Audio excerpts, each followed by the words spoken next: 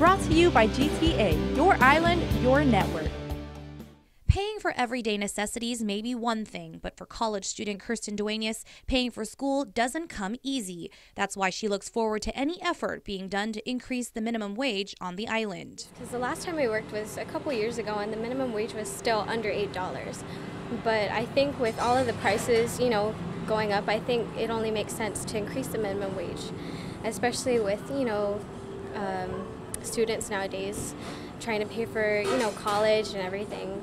Everything revolves around money. And it's money that could be coming her way, as legislation was introduced to increase the island's minimum wage again, this time by Senator James Espaldon. Today, the minority leader says Bill 135 would increase the current minimum wage by 50 cents from $8.25 to $8.75, and then another 45 cents the following year to $9.20.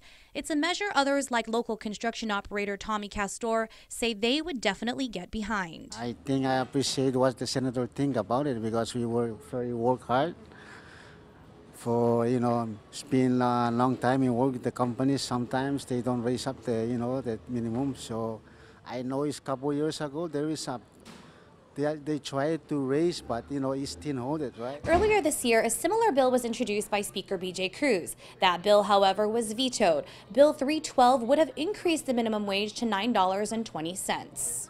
Now, a recent survey completed by the Guam Hotel and Restaurant Association and the Chamber of Commerce reports 14% agrees with the proposed increase in January 2018. 28% say they would agree if it were phased in over 2 years, while 39% disagreed.